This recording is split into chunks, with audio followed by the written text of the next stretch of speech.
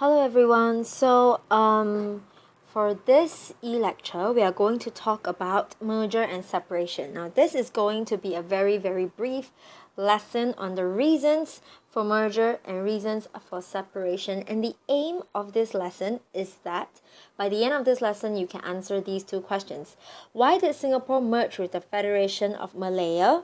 And why did Singapore separate from Malaysia in 1965?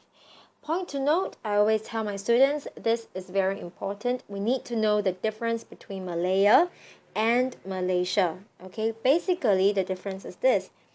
Malaysia is equals to Singapore plus Malaya plus Sabah plus Sarawak. Okay, knowing that Malaya has another name called the Federation of Malaya. Same thing. So before merger, there was no such thing as Malaysia. It's only after merger. And merger happened in September 1963. So before September 1963, there's no such thing as Malaysia. There's only the Federation of Malaya. Okay, so we'll be learning reasons basically for merger and separation. Okay. So basically, there are three reasons for merger. That's the first part we're looking at. There are three reasons. Political reason, the fact that Singapore wanted to be free from British rule and ultimately gaining independence. Okay, gaining independence means I don't have to depend on somebody else for survival. So currently, as of 1946, okay, where we left off, okay, we are depending on the British all the way until 1963. We were not depending on British. So we want to be free from them. And that is one solution that we come up to be free from the British is to gain independence. Okay, why do we need to use merger in order to be free from the British? We'll learn that as well. Next, okay, is the fear of communism. Now we will learn briefly about communism in this video. All right, and it is because British and Malaya did not want communism to spread. And then the last reason is economic reason. Basically, it's about money. Economy is about money, right? So they want common market. A common market simply means that they will have free trade between Singapore and Malaysia. That's what it is. I will explain what free trade is in this video. So for the first part, we are looking at this over here. So before we dive into the reasons, you need to understand briefly about what communism is. Very simply, communism is a very beautiful idea by this man here called Karl Marx. Okay, this man here called Karl Marx. Now, he believed that we should all be happy and working harmoniously together, okay, whereby control will be given to the workers and for wealth to be distributed equally. Alright, so therefore, this means that there will not be rich and there will not be poor. So this means a classless society. No high class, no low class, don't have. Everything, equality. Okay? He wanted equality. It is a very beautiful idea. No one is to suffer discrimination with equality. Okay, however, despite this beautiful idea, alright, the superpowers in the world are afraid of communism, including our colonial masters, the British. Why? Okay, because we were under the communist threat. Now, what is so bad about the communists such that we need to call them a threat? What is so bad about it? Okay, what is so bad that they don't want communism to take over the world? Okay, and the fact that they are so bad that the British want to get rid of them. So why? There's this mystery behind communism. So in order to understand why, let me first work out very briefly, okay, a simple analogy, example of how communism works, okay. Basically, let's say if this is a classroom and communism is to be applied and your marks is money, or money is your exam marks, okay. So let's take these two girls for example. There is girl A, okay, she works very hard, studies very hard. She gets 80 out of 100 for her class test, okay? And girl B, she's very lazy and she gets 20 marks for her class test. Now, in communism, okay, we have to have equality. So how do we achieve equality at this point? Very simply, I will need to add the two scores together, 80 plus 20, okay, equals to 100. And then, because there are two people, you learn your math, you would have to divide by 2. And that is 50. So ultimately, this is what each girl gets. So a reminder, originally, this girl got 80, this girl got 20. So let's change the test mark into money, in money terms now, alright? This girl, instead of $80 that she should have earned, she instead only earned $50, which is lower than what she had. And of course, this girl, having to earn $80 at first, she is supposed to be the richer one. And this girl, having earned $20 before, she is supposed to be the poorer one. So now, this rich girl has $50. This poor girl now has also $50. Is there still a distinction between the rich and poor? No more. No more distinction between rich and poor. However, this means that the girl earned lower than what she should have earned, girl A, because she worked hard. She should have deserved $80. But it didn't happen. She only deserved 50. And girl B, she didn't work that hard, but she deserved more than what she should have. So, obviously, girl B would be the one who would prefer communism simply because if she doesn't want to work so hard, she still gets more. According to this, if someone is working hard, and girl A will not work hard because she will think, hey, I work so hard, I only earn so little, so might as well don't work so hard. Right? This is human nature. And humans are not perfect, you know. Communism can work in a perfect world where everyone is just as hardworking as one another. But no, we all know that humans tend to be lazy. So, for the perfect idea of communism to exist in this imperfect world, something will be sacrificed. And in this case, if both girls do not work hard, the economy will sacrifice. Because in a society, if nobody works hard, companies will crash. When companies crash, they will not earn money. The country doesn't earn money. When the country doesn't earn money, economies will crash. The economy of the country will be very, very bad. And hence, the country will therefore become a poor country. So everyone becomes poor together. This is what will happen when communism is introduced in an imperfect world. Okay, and that is not said without basis. Okay, here are some of the communist leaders of Soviet Union. Alright, in the past, Soviet Union was communist Russia. Today, in present, you know Soviet Union as Russia. So these are the leaders. Now, just now I was talking about how girl A will earn $50 and how girl B will earn $50, but it was supposed to be 80 and 20 respectively. Now, of course, would girl A give up the extra $30 to girl B herself, knowing that she rightfully earned it? In a society, realistically, no one is going to give up extra money that you earn just because someone didn't put in effort to earn that much. Okay, it's rare that some people will do that. So, usually when you want communism to happen, before you get people used to the idea of equality, someone has to enforce the idea of equality, and this is what the communist leaders are. So just imagine the teacher has to step in to make girl A give up extra 30 marks to girl B. So in this case, the leaders, the communist leaders of the state, have to step in to make girl A give up $30 to girl B. She does not have a choice to not give the $30. Okay?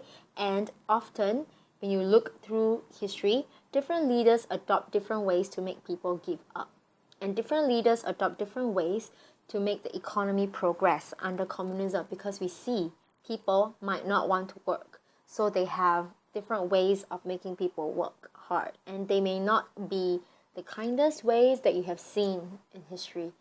So people end up abusing the system of communism, which is really, really sad because it's supposed to be a beautiful idea.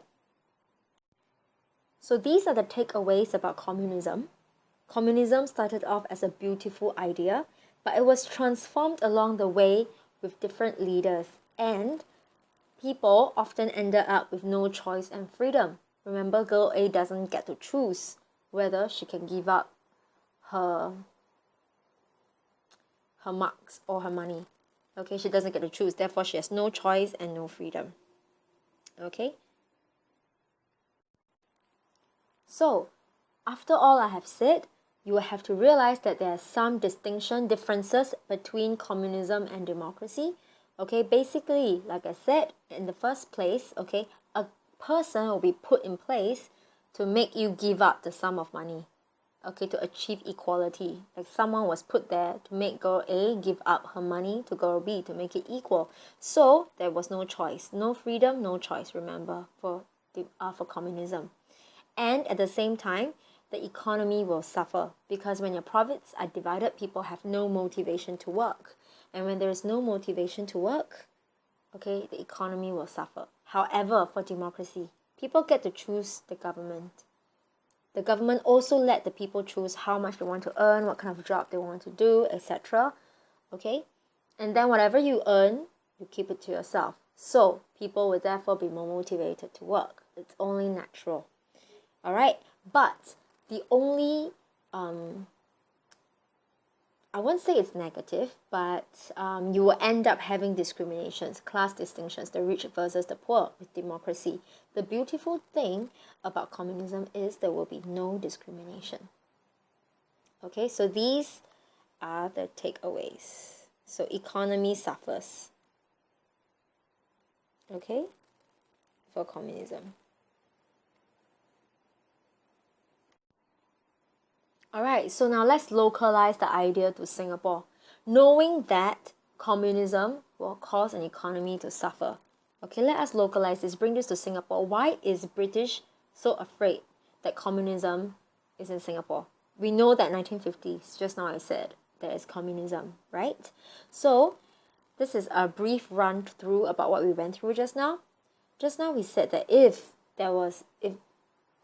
this was a country, would you want to work hard for the economy? If this was a communist country, would you want to work hard for the economy? We established that girl A will not, right? No, she will not because, no one wants to work hard because they don't get what they deserve. They are not motivated. They will get lesser than what they deserve if they work hard. So they would rather not. So when you don't work hard, the country will not earn money. When the country doesn't earn money, the businesses doesn't earn money. So if a business doesn't earn money, it will close down. So the British, when they came to Singapore, they started a lot of businesses here. So if all the businesses go down, close down, okay, these British people, they will not earn money. And then therefore, it will cause the British economy to suffer. So from there, they will not earn money. In fact, they might lose money when they lose their businesses. Okay? So this is one of the reasons, I repeat, this is only one of the reasons why the British do not want communism.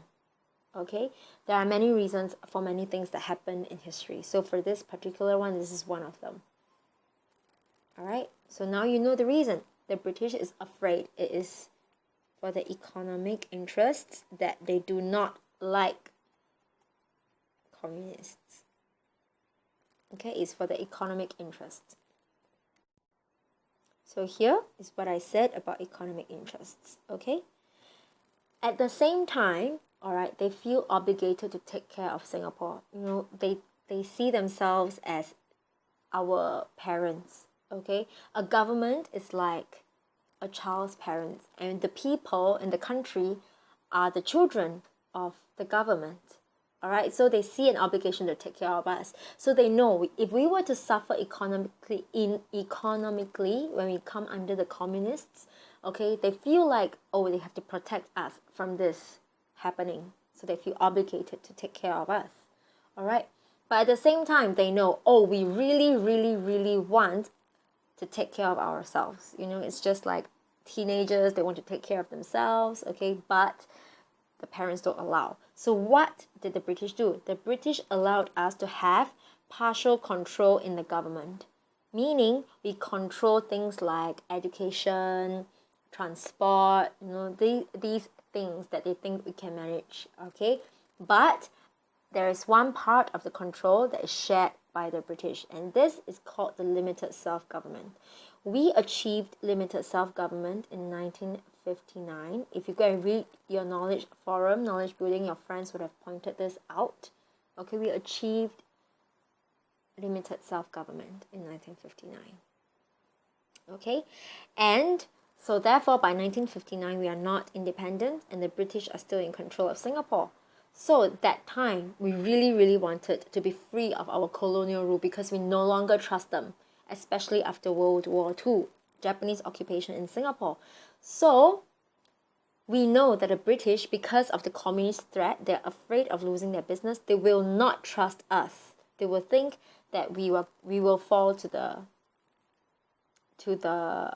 communists. Okay, I will explain why. You will see there's one event that showed us, you know, that we can fall to the communists, okay, that showed the power and support for the communists.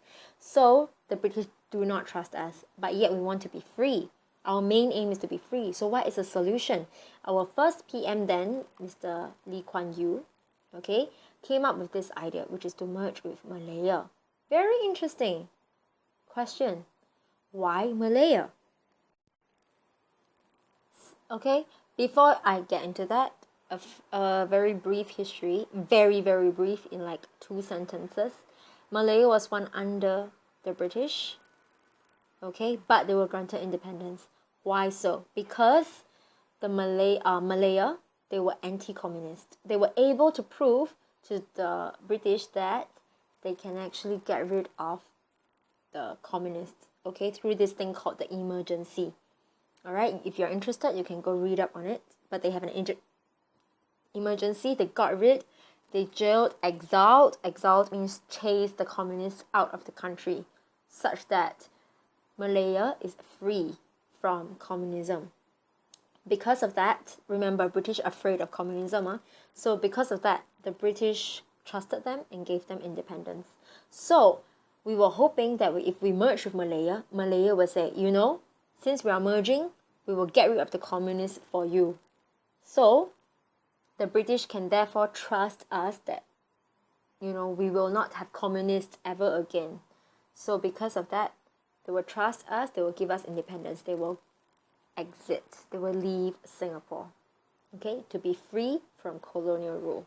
So this is the first reason why we want to merge with Malaya. We want to be free from colonial rule, and this is our political reason. So in summary, Singapore wanted to merge with Malaya in order to gain independence from the British, okay? And the British was unwilling to grant us independence because of the communist threat, okay? This will in turn threaten the economic interests if we fall to the communists. So to prevent that from happening, they will not grant us independence. So to gain their trust that we will not fall to the communists, Singapore came up with a solution, which is to merge with Malaya. Why Malaya? Because Malaya was anti-communist. They're able to get rid of the communists. So we think by merging with Malaya, we can therefore gain trust from the British, and therefore the British will grant us independence and we will be free from colonial rule.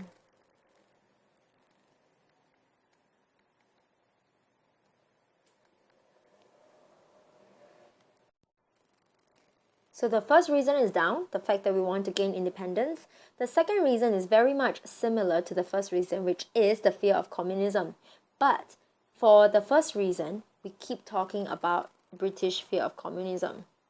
Okay? However, there is one more that we haven't talked about, which is Malaya's fear of communism. Have you ever wondered when Singapore said, hey, we want to get rid of communism, therefore we can merge with Malaya, they can help to get rid of communism for us? This is something that Singapore can gain. But why will Malaya agree? They have more work to do. They need to get rid of the communists. And they have nothing to gain from Singapore. We have no resources. They cannot get rubber plantations from us whatsoever. Don't have. We have no resources. So what is there that they can gain from us? Basically, okay, a little brief history once more. All right, we have communists in Singapore in 1959. I said that earlier.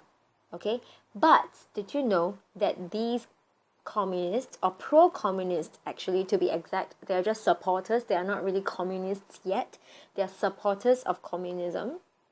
Okay, they are within PAP, they are within the government, and they are known as pro-communists. Okay, for the purpose of our lectures here we use pro-communists, but if you see in other readers, radicals or leftists, okay, in Singapore, they're talking about the same. Now, those others who are not pro-communists, they are known as moderates. So mostly left in PAP who are not communist, they are known as moderates. Now, knowing this, Malaya does not like communism, and they know that there is communism or pro-communists in the government. Why would they want to merge with us? Shouldn't they avoid us since they don't like? This is the reason. You see, in 1961, they have a by-election. Basically, by-election is something that is held for the local people to vote, okay, for the government. For example, someone has resigned from the government, all right? So, like your class chairman is to take care of your class, right? And then you have elected your class chairman alongside with other members. However, your class chairman has resigned. So you hold like a by-election just to elect a class chairman. For that reason, you don't elect the entire committee, only elect one person to take over the class chairman who has resigned. So in this case, the by-election is to elect a leader to fill a spot, especially if the leader has left, okay, or if the leader had passed away. So in this case, there is this man, okay, his name is Ong Eng Guan. He used to be part of PAP. He resigned, okay. He resigned because he started to see that he had very big differences between him and PAP. He's actually a pro-communist, so they no longer agree on the same things. He resigned. But, okay, when they resigned, they need to hold a by-election. This Mr. Ong Eng Guan, he decided to join the by-election. And he went to seek support from the pro-communists. So, he is a very popular man, alright? So with this, plus the support of the pro-communists, he managed to pull a large number of votes away from the PAP during the by-election. So basically, the by-election is just Mr. Ong Eng Guan versus PAP, right? So in the end, PAP lost. Now, PAP at this juncture is democratic, while Mr. Ong Eng Guan is pro-communist. So essentially, this shows that the pro-communists are winning. They are gaining support. There is a good chance that they may win and take over Singapore, and Singapore will become a communist country because people vote, and people voted for Mr. Ong Eng Guan, who is pro-communist. So people want pro-communist to be in the country. So seeing this, Malaya got afraid. Why was Malaya afraid? They were worried. They were worried that if the support for the communists were to grow, they might take over the power from PAP And then we will become a communist government. And then communism is like a fire that spreads. Imagine your neighbor's house catches fire and the wind blows in your direction. Who is the first to catch the fire? It's your house, because you're living right next to him and the wind is blowing over in your direction. So similarly, Malaya is the neighbor of Singapore. And with this fire, communism spreading, they're afraid that it will spread over to Malaya. Okay, because people like the idea of communism, because in the country, majority of the people are poor. So remember Gerby, the poorer girl, she would like the idea of communism. So therefore, people will support communism. So they see, wow, Singapore has no longer class distinctions. Alright, so they will want to have equality as well. And then they will overthrow the government, take over by communism. So that's what Malaya was afraid of. So they don't want this to happen. So therefore, they don't want this to happen because they're afraid, again, economic interests as well. So it would threaten the security. So therefore, they decided to help Singapore out. As a result, by helping Singapore out, they would want to merge with Singapore, put their troops into Singapore and help us to get rid of communism. So therefore, we have a reason for communism, a reason for merger, a very good reason to the British and Malaya, which is they were afraid of communism. To stop communism, they will want us to merge. Okay, so this is the summary. In summary, communism is a threat to democratic countries. Okay, the British and the Malaya were both afraid of the communists. Okay, for their based on their economic interests. They're afraid that once they take over, they will establish a base. All right, in Southeast Asia, a base is like a home, and then they spread outwards like a fire. So this will lead to serious consequences. So with the Hong Lim by-election and PAP losing the support to the pro-communists, it's like a wake-up call to them. Malaya got worried that this would weaken the moderates. Remember, moderates are people who do not support communism. Okay? They're afraid that the pro-communists will gain control over the party and establish a communist government in Singapore, spread communism to Malaya, and threaten their security as well as the economy. So therefore, they want to merge to get rid of the communists, to help Singapore get rid of communism. The last reason for merger is very, very simple. Basically, we want to merge because of economic reasons. Okay, we want to establish a common market. Now, what is a common market? A common market simply means a place, not really a place, a literal place, but basically there is no taxes or what we call tariffs. Okay, when we trade with one another. So imagine that I would want to sell this pencil. Okay, the production cost of this pencil, let's say, is $1. So if I want to sell it to Malaysia, I want to sell it at, let's say, $10. I am supposed to have a profit of $9. But let's say Malaysia tax import charges for me. So the import charges are $4. So I got to minus $4 per pen. In the end, my profit from $9 become $5. So basically with taxes, okay, this is taxes or tariffs. So basically with tariffs or taxes, okay, I earn a lower profit. So when I earn a lower profit, people will not want to, when I earn a lower profit, I will want to sell my pencil, for example, at a higher price to offset the profit. So instead of selling it at $10, I need to sell it at $14, such that after tax, okay, after the tax, my profit is still $9. Okay, I will sell it at a higher price. So when I sell it at a higher price of $14, okay, people will no longer want to buy from me because it's expensive, right? So from this, my business will not be good. All right, then I will not earn money and then I will suffer.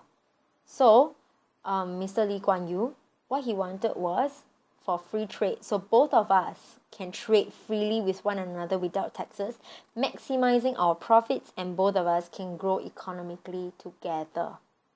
Alright, so this is what our economic reason for merger is. We want to establish a common market whereby there is free trade.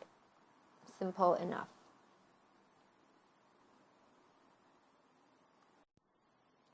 So now, knowing that we are going to merge, everyone knows that we want to merge, okay?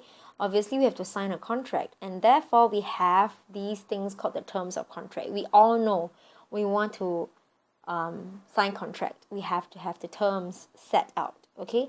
But let's look. There are different terms put out by Singapore and Malaya, respectively. Singapore first wanted our common market to be developed together with the agreement, the Malaysia agreement. So by the time we sign to be Malaysia, common market must already be developed.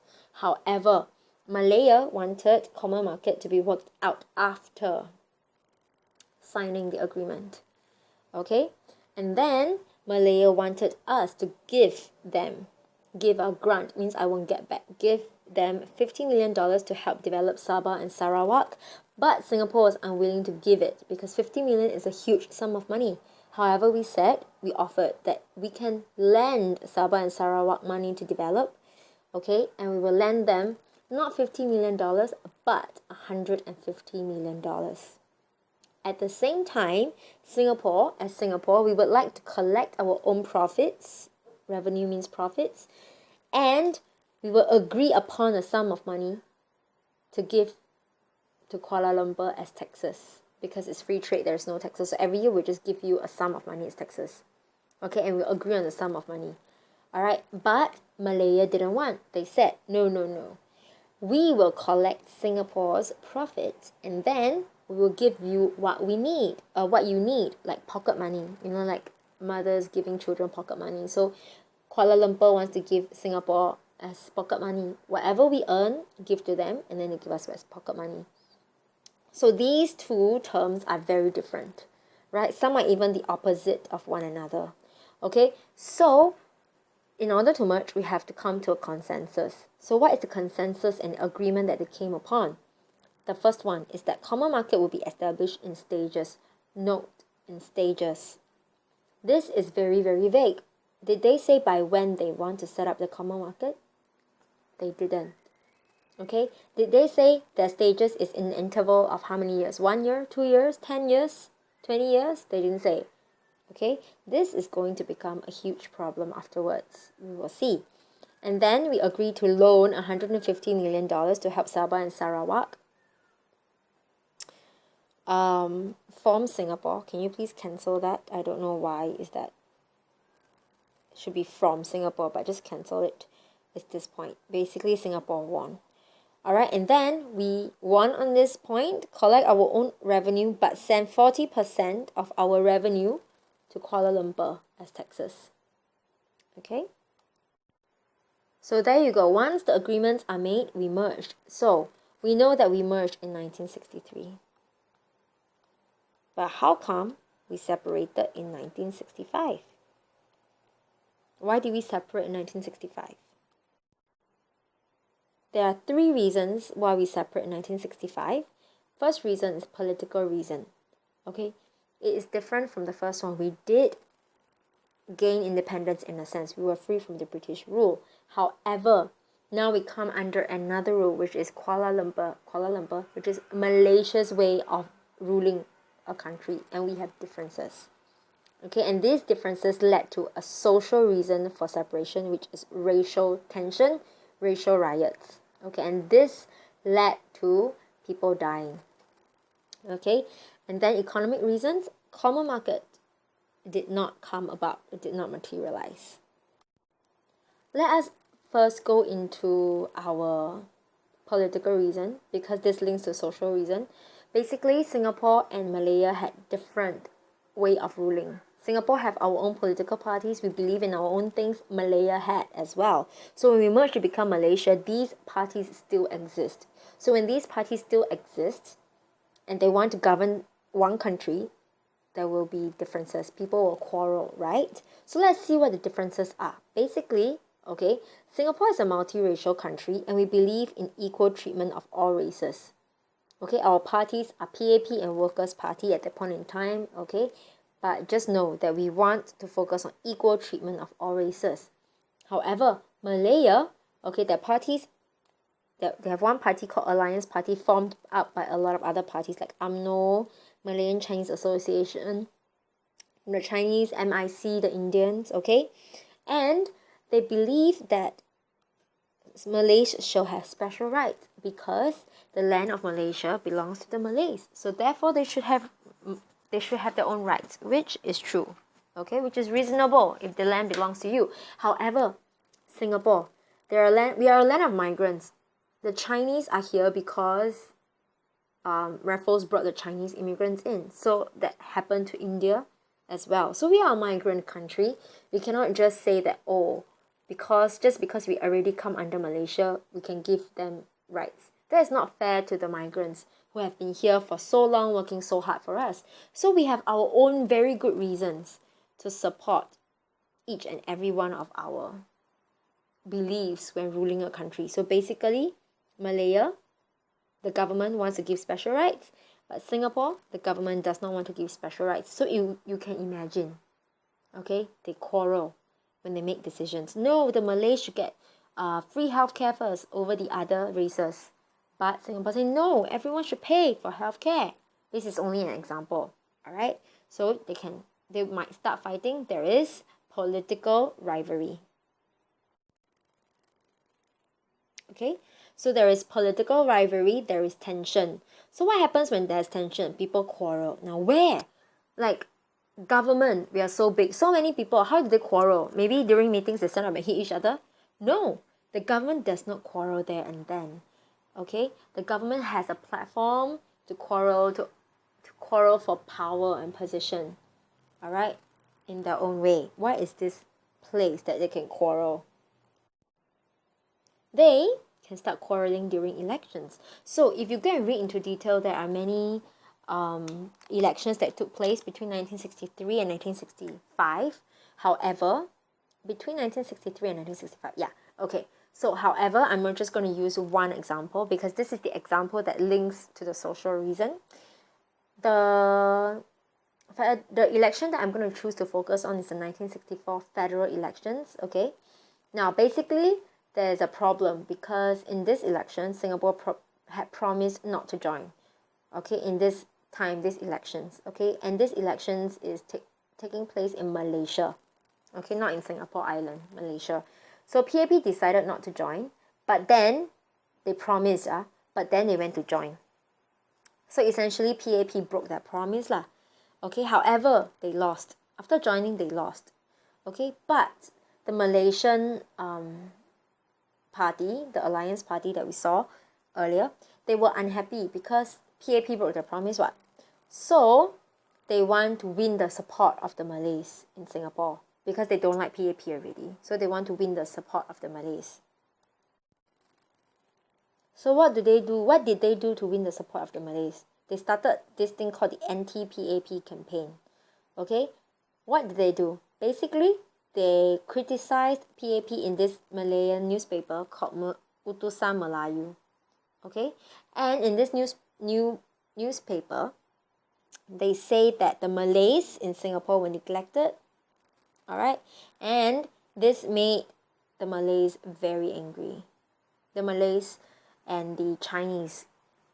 No, this made the Malays very angry with the Chinese. Okay, because PAP was mostly Chinese, so they were angry, and this therefore led to racial tensions. Basically, things were getting tough. People are starting to misunderstand one another because of the use of media. Okay, so by publishing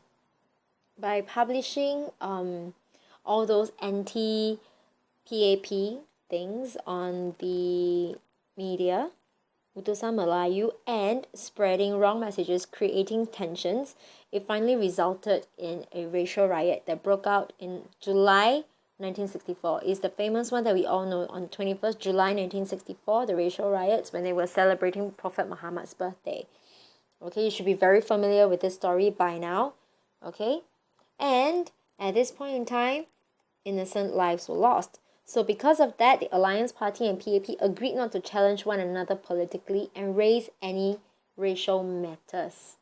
Okay, but the Alliance Party broke their promise. They decided to challenge Singapore again. Please cancel the last part. This part is not needed. They challenged PAP in other elections once more. Okay, so this time round, Alliance broke their promise. So therefore, in May 1965, the PAP campaigned, gathered 4 other Malaysian opposition parties, people who don't like the Alliance Party, and campaigned for a Malaysia. This Malaysia simply means for Malaysians, like it's like for the nationality, not for the races. It's like Singaporeans, Singapore. Okay, not Chinese Singapore or Malay Singapore, no, but it's Singaporean, all races included. So this is for all races to be accepted, okay, versus a Malay Malaysia. See, this is what the Alliance Party wanted. And this upset the Alliance leaders and therefore strained the relationship once more. And then people called for the arrest of Mr. Lee Kuan Yew, okay, and this further strained the relationship. So at this juncture, the Malays and Chinese were very, very angry with each other already. Like, stop targeting Alliance Party, you know, you're being racist, you don't like the Malays. And stop targeting PAP. And you guys are being racist, you are the ones who don't accept the Chinese. So they are quarreling, and then after that, people are afraid that another racial riots will come out again and then hurt people, losing innocent lives once more. So, the Tunku basically said, I'm sorry, Singapore, I think it's best for you to leave. And therefore, Singapore separated from Malaysia. Okay, and this was decided on 9th August, or actually the night before. But on 9th August 1965, we officially left Malaysia to become independent. So then, we have finished our political and social reasons for separation. We are left with the economic reason. Basically, economic reason, very simple. The common market did not materialize, okay?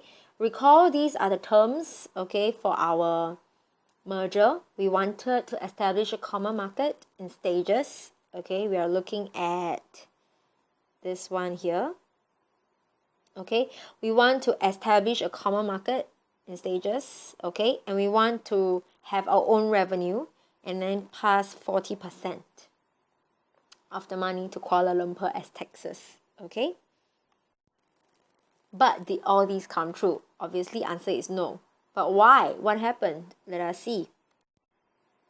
Okay, basically there was a delay of the common market. Nothing was done. There was still taxes, tariffs being imposed on trade. In fact, they applied for permits to Kuala Lumpur, to Malaysia for free trade.